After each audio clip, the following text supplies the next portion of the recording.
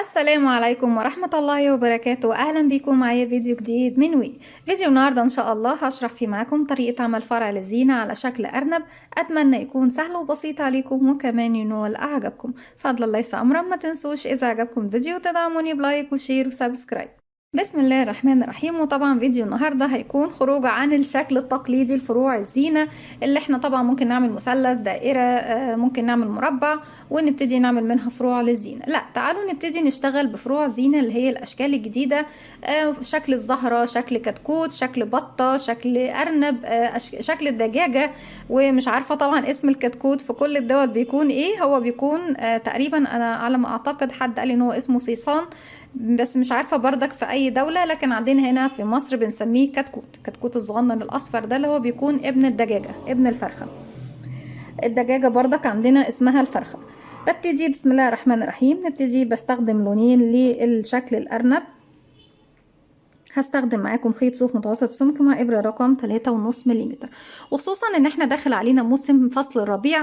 وفي فصل الربيع بنات كتير جدا بيسألوني ازاي نقدر نزين البيت او المنزل بفروع زينة خاصة طبعا بموسم الربيع، او مفروشات خاصة بالربيع. وخصوصا كمان الطلب مني مفرش بجعات ومفرش الكتاكيت. وطبعا ان شاء الله في الفترة اللي جاية هننزل كل اللي انتوا طالبينه من عينيا الاتنين. نبتدي على 2 من الأصابع، هسيب مسافة من الخيط وابتدي أكون دائرة سحرية. بلف الخيط وارجع تاني للأمام واجي تاني بس بالشكل ده، ارجع للخلف. بس قبل ما ارجع للخلف اجيب الخيط عكس بعضه بشكل حرف الاكس وارجع تاني للخلف. هلف ايدي الناحية التانية. بتكون عندي هنا حلقتين، بدخل تحت الحلقة الأولى وبسحب الحلقة التانية من تحتها والف ايدي واحدة واحدة واخرج الخيط من على ايديا زي ما احنا شايفين. بتأكد ان طرفين الخيط داخلين داخل الدائرة السحرية. طرف خيط البداية بحافظ عليه عشان يقفل الدائرة السحرية في النهاية. اما طرف الخيط المتصل بالشلة هبتدي ارفعه على ايدي عشان ابتدي اشتغل. انا طبعا ما ينفعش اشتغل داخل الدائرة السحرية قبل ما اقفلها. بقفلها ازاي؟ بيكون عندي على الابر حلقة، بسحب الخيط واخرج منها كده بغرزة سلسلة زي ما احنا شايفين. لو حاسة ان الدائرة السحرية واسعة شدي خيط البداية، ضيقي المركز او السنتر زي ما انت عاوزة. طيب نفس السلسلة اللي انا ارتفعتها وقفلت بيها الدائرة السحرية هي هعتبرها ارتفاع غرزة الحشو. وابتدي اشتغل داخل الفراغ 6 غرزة حشو. بيكون عندي على الابرة حلقة، بدخل فراغي داخل الدائرة، اسحب الخيط واخرج. معايا على الابرة حلقتين، بسحب الخيط واخرج من الحلقتين بغرزة حشو كده. 1 2 3 4 5 6.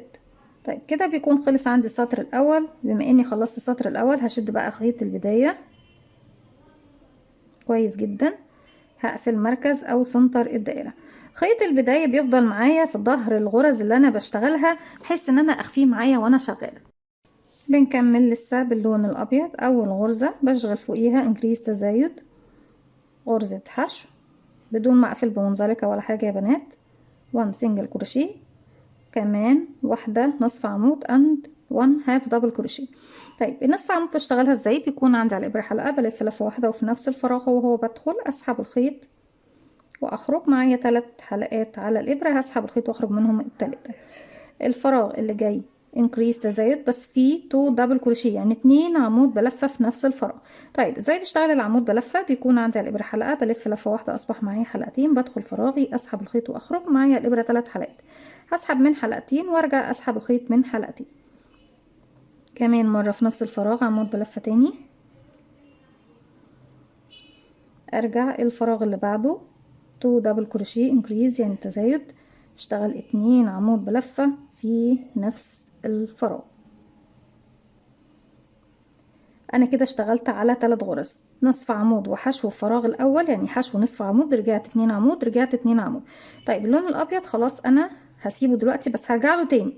اوكي، هدخل في الفراغ هو اللي انا اشتغلت فيه اخر عمودين وابتدي اسحب الخيط الجديد. بسيب مسافة من الخيط والف الخيط حلقة على الهواء، بدخل داخل حلقة الف الخيط واسحب منها واقفل عقدة بداية. بسحب خيط البداية بقفل عقدة بداية، اسحبها بقى الخيط ده من هنا وكل اطراف عفوا كل اطراف الخيوط بتكون عندي في الخلف.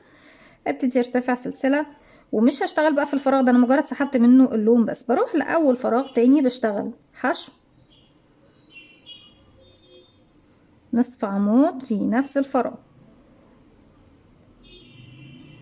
ارجع الفراغ اللي جاي فيه 2 عمود بلفة في نفس الفراغ، 1 2. الفراغ اللي جاي والاخير كمان 2 عمود بلفة. 1 2. بسيب اللون الازرق دلوقتي وهبتدي اشتغل باللون الابيض تاني.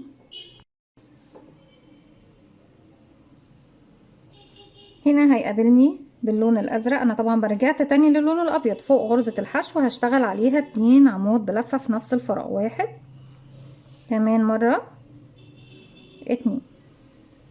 ارجع الفراغ اللي بعده 1 2. كده مرة 2 3 4 5 6.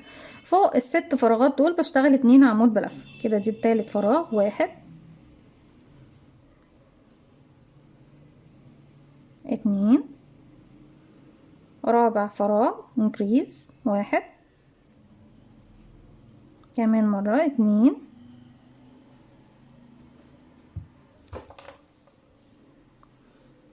خامس فراغ 1 كمان مرة 2.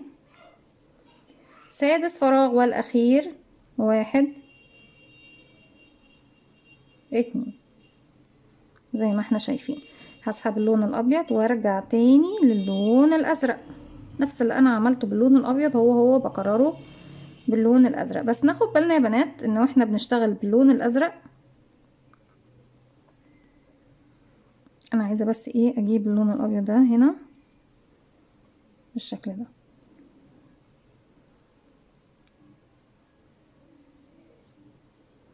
بشتغل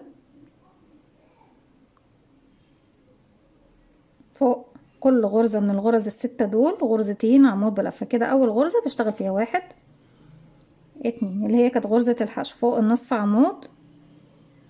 نسحب بقى خيوط اللي هي البداية دي زي ما كنت بقول معاكم. كده 1 2. ناخد بالنا كويس جدا ان انتي بتسحبي خيوط البداية معاكي. بقى اشتغلت كده الفراغ ده فيه 2، الفراغ ده فيه 2. رقم 3 1 كمان مرة 2. رقم 4 1 2. رقم 5 1 2. رقم 6 1 2. زي ما احنا شايفين بالشكل ده. وابتدي تاني اسحب كده وارجع للون الابيض. انا بفضل اسحب مرة ده ومرة بسحب اللون التاني.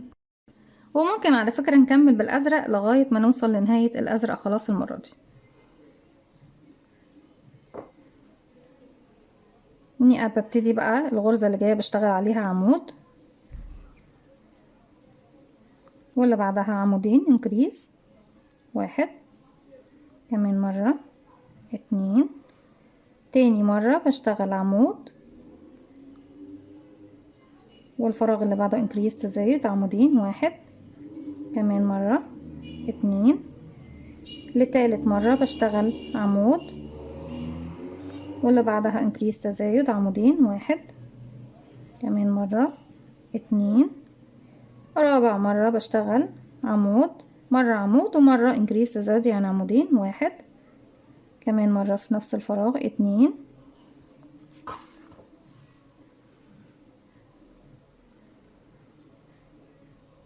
المرة دي كمان عمود والفراغ اللي جاي انكريز تزايد عمودين. 1 2. الغرزة اللي جاية هتكون غرزة حشو. بسم الله الرحمن الرحيم. والغرزة اللي بعدها هتكون غرزة منزلقة. اسحب الخيط بالشكل ده. طيب نبتدي بقى نسحب اللون الابيض تاني.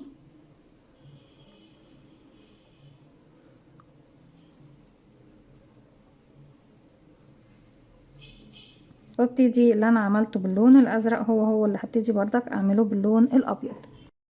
بس هنا هيكون في اختلاف. هنا هعمل 6 مرات. مرة بعمل عمود عمودين عمود عمودين عمود عمودين 6 مرات.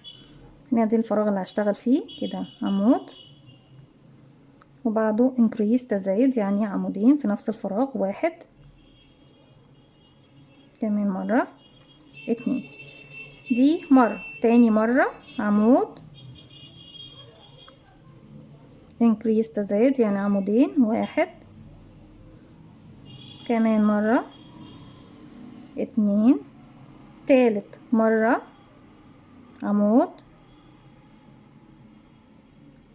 عمودين 1. كمان مرة 2. رابع مرة عمود عمودين 1 2 في نفس الفراغ. خامس مرة عمود عمودين في نفس الفراغ 1 عفوا 2. سادس مرة والأخيرة عمود والعمودين في الفراغ اللي بعده 1 2. طيب بعد ما خلصنا كده 6 مرات عمود عمودين عمود عمودين عمود عمودين، هبص الاقي ال3 فراغات اللي جايين بشتغل فوق كل غرزة منهم عمود بلفة 1 1 2 3، 1 دبل كروشيه فوق كل غرزة منهم 1 1 1. طيب الغرزتين اللي جايين هنبتدي ناخدهم هما الاتنين في غرزة واحدة من فوق، يعني بلف الخيط على الابرة، بدخل الفراغ الاول اسحب الخيط واخرج، معايا 3 حلقات على الابرة، هسحب الخيط واخرج من حلقتين واخلي الحلقة دي، ارجع تاني الف الخيط وادخل في الغرزة اللي بعدها اسحب الخيط واخرج، اسحب الخيط واخرج من حلقتين واخلي الحلقة الاخيرة. كده بقى معايا الحلقة الاساسية والحلقتين العمودين اللي اشتغلتهم لغاية نصهم، هسحب الخيط واخرج منهم زي ما احنا شايفين بالشكل ده. طيب هبتدي نكمل يا بنات ان انا من نفس المكان اللي انا واقفه فيه هبتدي اشتغل بدايه رأس الارنب. لكن قبل ما اشتغل رأس الارنب بس نجيب المقص ونبتدي بس نسحب اللون الابيض كده.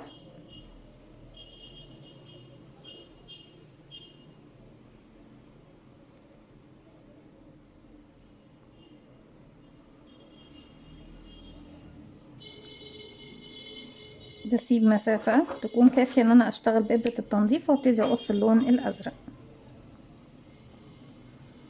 هجيب انا كده ده عندي جسم الارنب من تحت، هجيب بقى ابرة التنظيف او ابرة المنجد، بيكون فتحتها واسعة زي ما احنا شايفين. ابتدي ادخل بالخيط بتاعي هنا اهو، انا عايزه اكون في الخلف بس، وفي الخلف ببتدي ادخل تحت كل الخيوط الموجودة عندي باللون الازرق، اخفي واثبت الخيط بتاعي. مرة بدخل هنا وبسيب فراغين وارجع تاني ادخل الجهة التانية. خلاص في المرحلة دي شكرا للخيط، هبتدي بقى اقص الخيط بتاعي.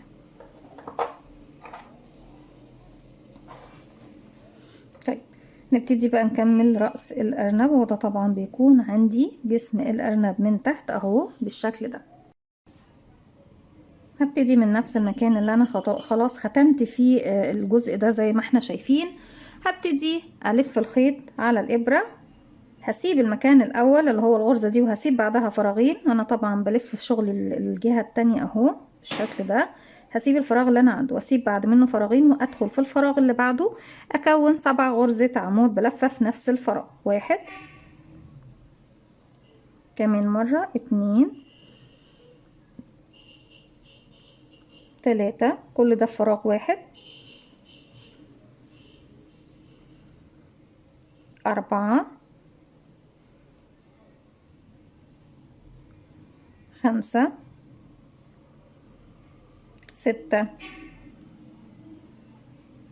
7 زي ما احنا شايفين، وبنفرد شغلنا كويس جدا.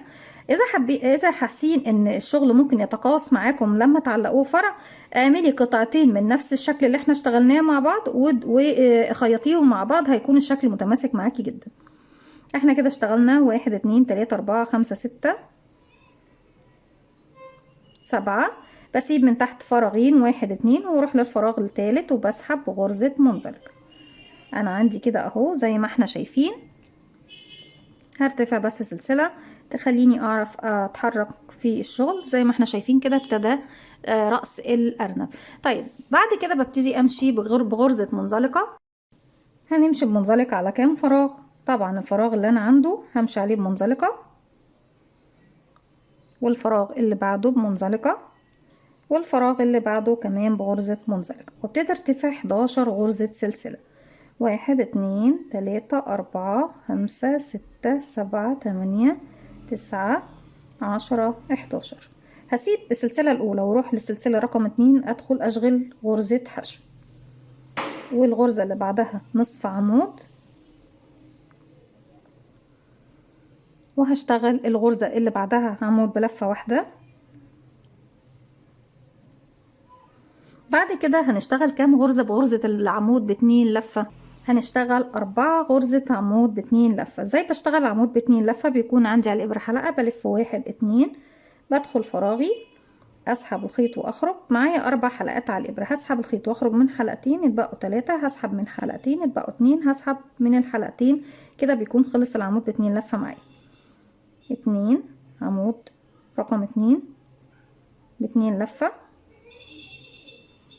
عمود رقم 3 ب2 لفة. دي طبعا ودن ايه الارنب. عمود رقم 4 ب2 لفة، بعد كده عمود بلفة واحدة، نصف عمود، واخر غرزة عندي بتكون غرزة حشو بالشكل ده. طيب انا عندي هنا، انا واقفة في المكان ده اهو اللي انا سحبت فيه بغرزة منزلقة، هروح للمكان اللي في المنتصف واقفل بغرزة منزلقة. كده انا خلاص عملت الودن الاولى زي ما احنا شايفين بالشكل ده، اهو جسم الارنب اهو ورأسه، وهنا دي عندي الودن بتاعتنا الاولى. من نفس المكان اللي انا واقفة عنده بردك برتفع 11 غرزة سلسلة، 1 2 3 4 5 6 7 8 9 10 11، وارجع اكرر اللي عملته في الودن الاولى. هسيب سلسلة واروح اشغل حشو، نصف عمود في الفراغ اللي بعده، عمود بلفة واحدة، 4 عمود ب2 لفة على 4 سلاسل جاية كده، 1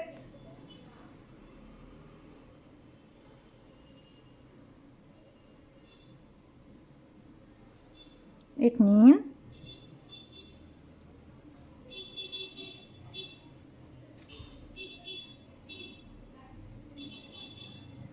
3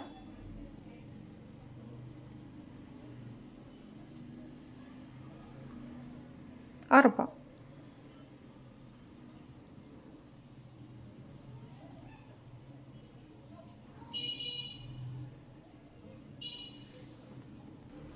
نرجع عمود بلفة واحدة،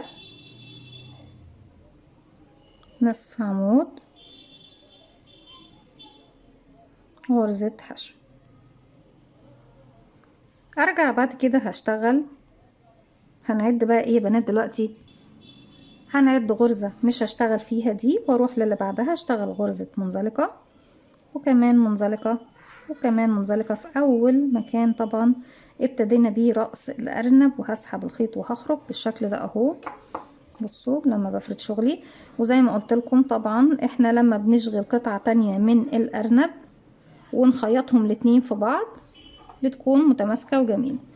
بقطع الخيط، بسيب منه مسافة، وبعد كده ببتدي اقطع واسحب الخيط بالشكل ده، وبرضك بإبرة التنظيف بنبتدي ننظف خيوطنا في الخلف.